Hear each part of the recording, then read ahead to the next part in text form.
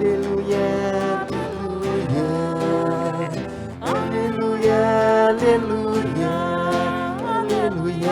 aleluia, aleluia, aleluia, aleluia, aleluia, aleluia. Felizes os pobres em espírito,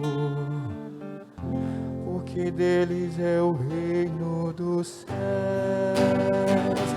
Aleluia, aleluia, aleluia, aleluia, aleluia, aleluia, aleluia, aleluia, aleluia, aleluia, aleluia. O Senhor esteja convosco. Ele está no meio de nós. Proclamação do Evangelho de Jesus Cristo segundo Marcos. Glória a vós, Senhor. Naquele tempo, quando Jesus saiu a caminhar, veio alguém correndo. Ajoelhou-se diante dele e perguntou: Bom mestre, que devo fazer para ganhar a vida eterna? Jesus disse: Por que me chamas de bom? Só Deus é bom e mais ninguém. Tu conheces os mandamentos: não matarás, não cometerás adultério, não roubarás, não levantarás falso testemunho, não prejudicarás ninguém, honra teu pai e tua mãe. Ele respondeu: Mestre, tudo isso tenho observado desde a minha juventude. Jesus olhou para ele com amor e disse: Só uma coisa te falta. Vai, vende tudo o que tens e dá aos pobres, e terás um tesouro no céu. Depois, vem e segue-me. Mas quando ele ouviu isso, ficou abatido e foi embora cheio de tristeza, porque era muito rico. Jesus então olhou ao redor e disse aos discípulos: Como é difícil para os ricos entrar no reino de Deus. Os discípulos se admiravam com estas palavras, mas ele disse de novo: Meus filhos, como é difícil entrar no reino de Deus. É mais fácil um camelo passar pelo buraco de uma agulha do que um rico entrar no reino de Deus. Eles ficaram muito espantados ao ouvirem isso e perguntavam uns aos outros: Então, quem pode ser salvo?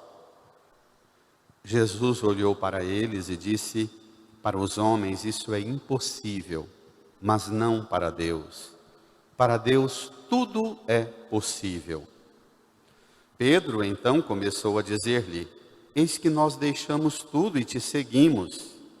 Respondeu Jesus: Em verdade vos digo, quem tiver deixado casa, irmãos e irmãs, mãe, pai, filhos, campos, por causa de mim e do Evangelho, receberá 100 vezes mais agora durante esta vida: casa, irmãos, irmãs, mães, filhos e campos, com perseguições, e no mundo futuro a vida eterna. Palavra da salvação. Glória a vós, Senhor. Aleluia, aleluia, aleluia, aleluia, aleluia, aleluia, aleluia, aleluia, aleluia, aleluia, aleluia. Nos recolhamos num tempo de profundo silêncio, no íntimo do nosso coração. Peçamos ao Espírito Santo que nos auxilie e nos faça compreender bem a palavra. Rezemos.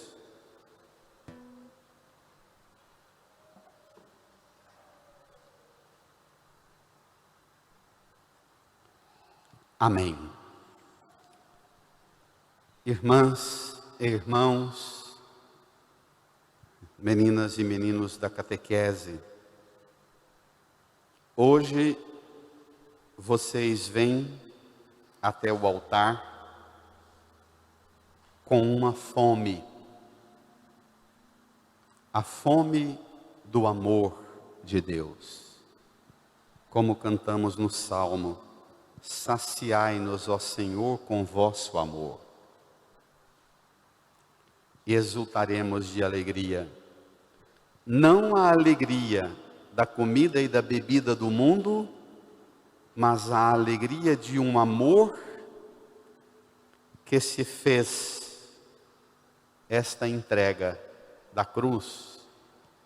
E a alegria que nós recebemos no altar é a mesma alegria de amor que Jesus experimentou do Pai e quis que nós participássemos desta alegria, oferecendo o seu corpo e sangue na cruz, para que fosse perpetuado na Eucaristia, no sacrifício eucarístico, a mesma oferta, capaz de saciar uma alegria, uma fome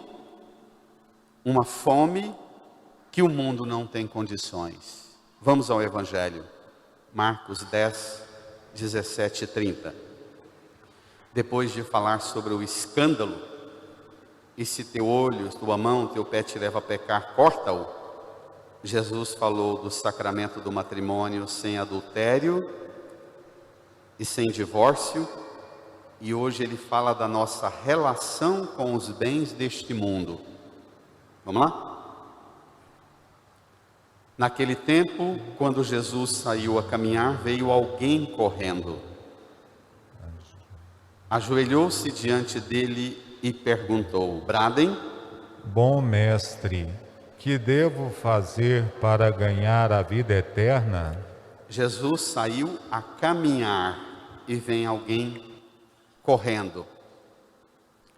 Típico da realidade do mundo de hoje, ansioso, estressado, sentindo-se atrasado, em prejuízo. Faz uma pergunta típica da religião do tempo de Jesus e da religião dos dias de hoje. 3 verbos. Que devo fazer para ganhar? Essa é a lógica da religião de comércio, da religião do negócio. Fazer, dever, ganhar. 3 verbos. É alguém educado na base da religião, do judaísmo, das tradições do Antigo Testamento, do templo e do santuário de Jerusalém, que se resumiu a isso: uma religião de fazer, dever e ganhar. Uma religião esvaziada de gratuidade, que não tem absolutamente nada com o sacrifício eucarístico da missa. Jesus responde, versículo 18: Por que me chamas bom? Só Deus é bom e mais ninguém. Tu conheces os mandamentos. Vamos aos mandamentos? Não matarás, não cometerás adultério, Firma. não roubarás, não levantarás falso testemunho, não prejudicarás ninguém. Honra teu pai e tua mãe. Ele respondeu: Mestre, tudo isso tenho observado desde a minha juventude. Pronto. Jesus fala para ele: olha, você está me chamando de bom, falando que eu sou mestre. E Jesus não é mestre, ele é Senhor. Por isso que ele diz: por que me chamas de bom? Só Deus é bom. Você fala comigo, mas não me reconhece como Deus, como Senhor. Você me reconhece como mestre. Só Deus é bom. Primeira coisa é descobrir Jesus como Senhor, como Deus. Você sabe, a palavra de Deus faz isso. Ele faz um relatório para Jesus dizendo: não, essa religião aí eu sigo direitinho desde a minha juventude. Às vezes nós fazemos relatório para Deus em nossas rezas. Fazemos perguntas para Deus em nossas rezas e fazemos relatório para Deus em nossas rezas. Tenho feito isso, e para ganhar eu faço o quê? Que falta para ganhar? Esta religião do orgulho do relatório das coisas que faço, dos hábitos de piedade, dos costumes, das tradições religiosas que eu sigo, da lei, do não faço isso, não faço isso, não faço isso. Vale a pena, entre na internet hoje, depois do almoço, escute tanto a pregação do Santo Padre o Papa Francisco, na Basílica de São Pedro, na missa, cedo, de madrugada, e depois na Praça de São Pedro, ele falando sobre este evangelho. O cristianismo não é a religião do não. Todos esses nãos que aparecem é em vista de um sim total. Muitas vezes a catequese se torna uma tortura de proibição, apresentando aos meninos não faça isso, não faça isso, mas a catequista não dá conta de abrir um horizonte do sim. E é por isso que a estatística é tão dramática da meninada que faz a primeira comunhão ou a crisma e nunca mais volta na igreja. Porque não é uma religião que abre um caminho de um sim por excelência.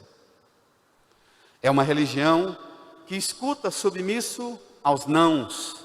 E nós precisamos descobrir a graça do sim.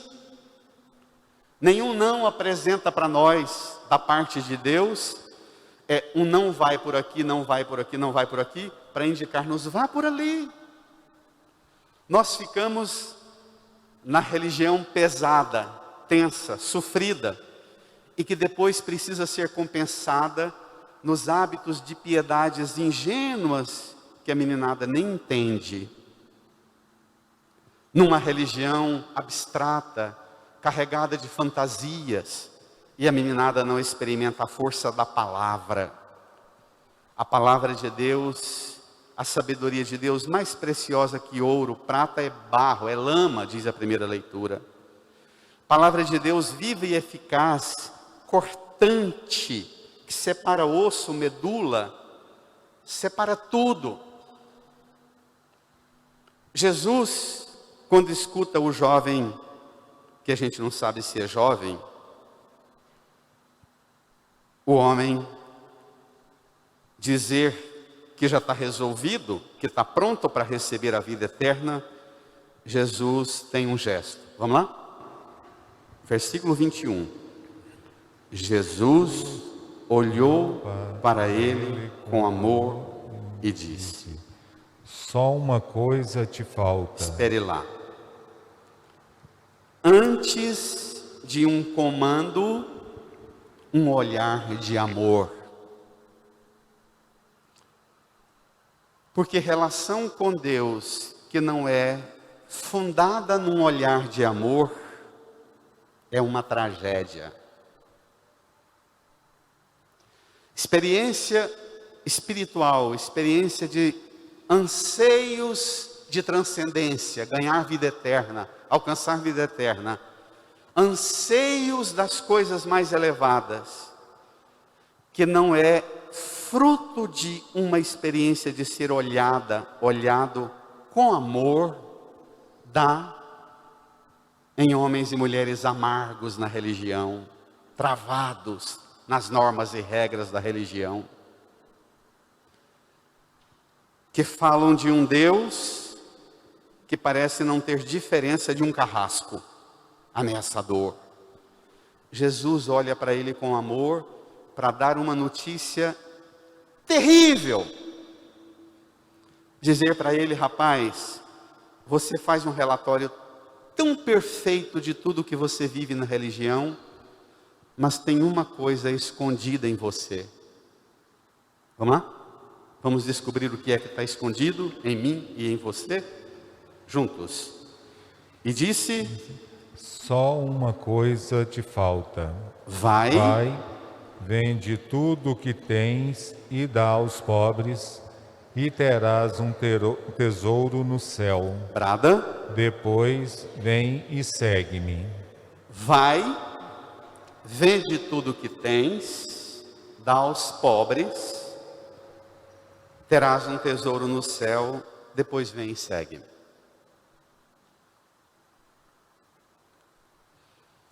Seria o cristianismo uma religião de radicais, como uma seita do tempo de Jesus, o movimento dos essênios, que todo mundo é obrigado a vender os bens e é preciso ser pobre para seguir Jesus? Não é isso. O Novo Testamento apresenta que existe a possibilidade da riqueza legítima. Jesus apresenta e previne os apóstolos acerca do problema que a riqueza gera, mas a riqueza não é necessariamente uma bênção e não é necessariamente uma maldição. A riqueza é uma realidade que nós é que decidimos o que ela é. Parte de dentro de nós. Você pode ouvir esse evangelho e pensar assim: e nós conhecemos pessoas que têm muitos bens, mas que não têm apego nenhum. Vivem fazendo bem e fazem muito bem. Outras pessoas que não têm muitos bens, com pouca coisa que têm, são extremamente escravas. Talvez Jesus não diga: você vai e vende tudo o que tens. Talvez o pedido que Jesus fale para você seja muito mais difícil, porque você já é uma pessoa despojada e desapegada. Cada um tem que descobrir qual é a coisa que lhe escraviza e que lhe impede de seguir Jesus. Vamos ver? Versículo 22, leia. Mas quando ele ouviu isso, ficou abatido e foi embora, cheio de tristeza, porque era muito rico. Pronto. O que é que... Primeiro, nós costumamos fazer pergunta para Jesus. E ele sempre responde. E vale a pena perguntar o seguinte: o que é que Jesus me responde nas perguntas que faço a ele e que também deixa a mim e a você triste e abatido? Pode ser que para você não seja ir embora sem os bens, porque você é uma pessoa desapegada e com pouco você vive. Pode ser que o que Jesus pede de você seja a libertação de ideias, de ideologias, de apegos a outras coisas que estragam você, de vícios, de manias, de temperamentos, de comportamentos,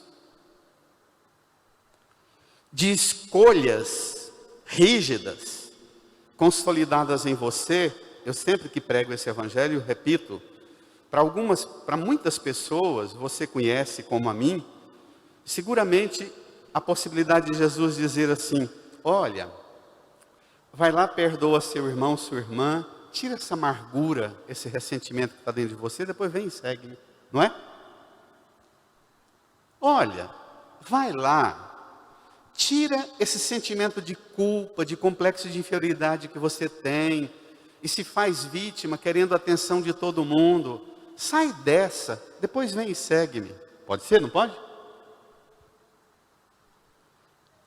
Cada um só dará conta de descobrir o que é essa só uma coisa que lhe falta para ser livre e seguir Jesus. Primeiro, se você experimentar Jesus te olhar com amor. Porque se teu olho te leva a pecar, você tem coragem de perder seu olho. Se tua mão, você perde sua mão, você perde o pé. Mas Jesus você não perde. Amém? Essa é a regra. Eu perco o que for, eu perco a vida, mas Jesus eu não perco. Quando ele vai embora abatido e cheio de tristeza, e às vezes nós ficamos na igreja, um padre triste e abatido é muito triste, não é? Um cristão triste, abatido, uma cristã triste, abatida, cheia de tristeza, que vem pesado, carregado, aquela dor, porque eu tenho que renunciar, eu tenho que entregar, eu tenho que fazer a obrigação, eu não posso isso, não posso aquilo. Jesus diz, olha, vai e deixa tudo que pesa para você, volte aqui livre e segue-me. Numa liberdade que os pesos das coisas daqui, para esse, é a relação com os bens.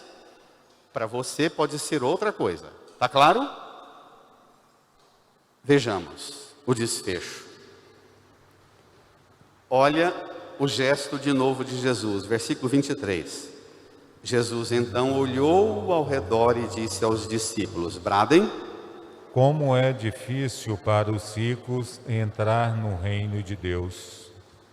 Os discípulos se admiravam com essas palavras, mas ele disse de novo, firma. Meus filhos, como é difícil entrar no reino de Deus. Lá em cima Jesus falou como é difícil para os ricos. Aqui embaixo ele diz como é difícil entrar. É difícil entrar. É mais fácil, versículo 23. Firmem. É mais fácil um camelo passar pelo buraco de uma agulha do que um rico entrar no reino de Deus. Pronto. Os discípulos, eles ficaram, versículo 26. Muito espantados ao ouvirem isso. E perguntaram uns aos outros. Então, quem pode ser salvo? A resposta é, poder, ninguém pode ser salvo. A salvação não é poder, a salvação é graça, é dom. Inclusive, o primeiro a ser salvo foi um que estava pregado com Jesus ao lado dele, não é? Um ladrão. Hoje mesmo você vai estar comigo. Salvação não é poder meu e seu. Às vezes a salvação toma-nos exatamente quando a gente não pode nada e a gente se entrega totalmente dizendo não tem a menor condições. Às vezes não, sempre, né? Salvação é exatamente quando eu descubro meu limite, você descobre o seu limite e diz, Senhor, nas tuas mãos. Então quem pode ser salvo? De novo, o gesto de Jesus, pela terceira vez o olho de Jesus, versículo 27, firma, brada. Jesus olhou para eles e disse, brada. Para os homens isto é impossível, mas não para Deus. Para Deus tudo é possível. Salvação é dom, é graça. Não tem absolutamente nada que põe limite em Deus. Papa Francisco vive repetindo isso. Não tem pecado meu e seu que imponha barreira e diga a Deus, daqui para cá você não passa.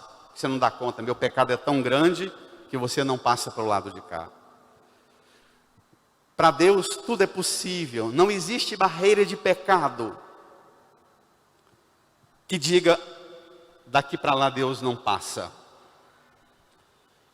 O problema é, você acredita que para Deus tudo é possível, ou você continua na religião de que você precisa fazer as suas estratégias? Olha Pedro. Pedro, o primeiro apóstolo a ser chamado por Jesus, versículo 28. Pedro então começa a dizer, eis que nós deixamos tudo e te seguimos. Reticência. O que nós vamos ganhar com isso, Jesus? Tem 3 anos que eu estou te seguindo, abandonei meus barcos, minha família, abandonei tudo e estou te seguindo, vou ganhar o que com isso, Jesus? A pretensão, né? Está assistindo a cena da catequese de Jesus para o homem, mas ele não está trazendo a palavra para ele. Pedro faz um relatório, eis que nós deixamos tudo, o que vamos ganhar com isso? Encerremos. Versículo 29, brada.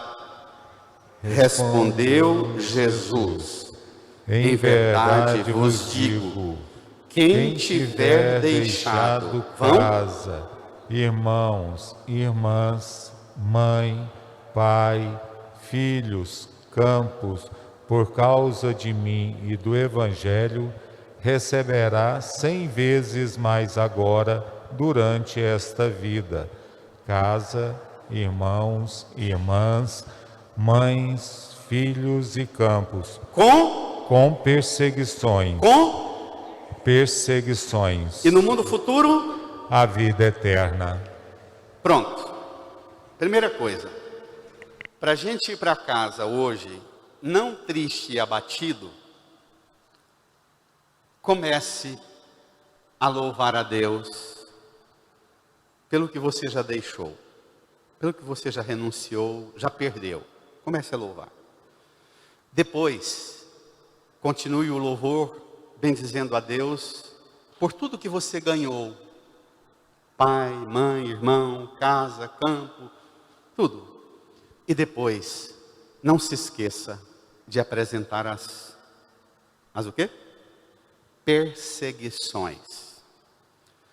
Cuidado, porque tem 2 tipos de perseguição na vida do cristão. Uma perseguição, nós temos que lutar para ficar livre dela. É aquela perseguição que eu posso sofrer e você também, porque dizemos que vivemos a fé e seguimos Jesus, mas somos fiasco, hipócritas, falsos. Aí as pessoas começam a nos perseguir dizendo: você não está correto, você não é honesto, você não é fiel, você não tem aquela transparência de discípula. Se eu sou perseguido e você, por causa da hipocrisia, lute para ficar livre dessa perseguição. Mas o dia que você ficar livre da perseguição por causa da hipocrisia, você vai começar a ser perseguido por outra causa, por causa de Jesus. Aquela religião do mercado, do sucesso, da glória, deu o dízimo, deu a oferta, é só bênção, amém, aleluia, acabou o problema. Aquela religião é a manipulação mais mentirosa que esconde a cruz de Cristo e a cruz do discípulo e da discípula de Cristo. Está claro? Aquela religião do mercado que transformou o púlpito e o altar num balcão que devo fazer para ganhar, aquela religião acabou. Cristo inaugurou esta. Você não deve fazer nada. Você se abra ao meu olhar de amor. Acolha a graça. Permita que o meu sangue e a água caída do meu lado derrame, lave você de tudo aquilo que não deixa você ser digno de estar na minha presença e na presença de Deus. Permita. Abra-se. Surpreenda-se. E assim, nós sairemos da igreja e viveremos um cristianismo de homens e mulheres não tristes e abatidos, cheios de obrigações, mas homens e mulheres cheios de liberdade, de alegria, de consolo. Vai, vende tudo o que tens, dá aos pobres. Não funda um ONG para ficar cuidando dos pobres, não. Dá aos pobres. Não dá os bens para os pobres e fique com os pobres para você também não, para ser eleitor seu. Vai, vende tudo que tem, dá aos pobres, terás a vida eterna. Depois, vem e segue-me. Até porque já ganhou a vida eterna. Vem e segue-me por gratuidade absoluta do coração. Não haja um combustível na vida do cristão, da cristã, um combustível, não é biflex, não é? É só um combustível. A gratuidade do amor de Deus é que deve mover o cristão, a cristã, no caminho da fé. Amém? Amém. Permita, e eu te proponho, Permita que Cristo te olhe hoje como talvez você nunca experimentou ser olhado. Incline a sua cabeça e aceite Jesus dizer para você qual é o tudo, a única coisa que te falta deixar para segui-lo. Incline a sua cabeça, feche os olhos, fique um tempo em profundo silêncio,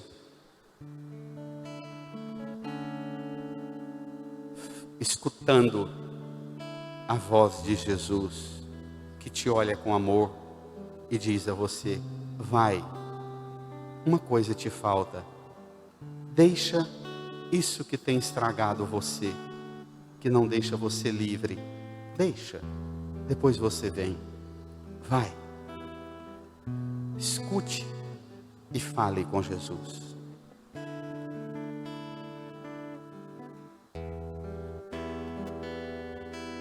Enche-me, Senhor, com teu Espírito,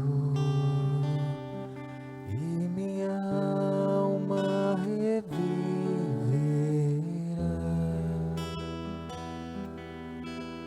Enche-me, Senhor, com teu Espírito, e minha alma reviverá.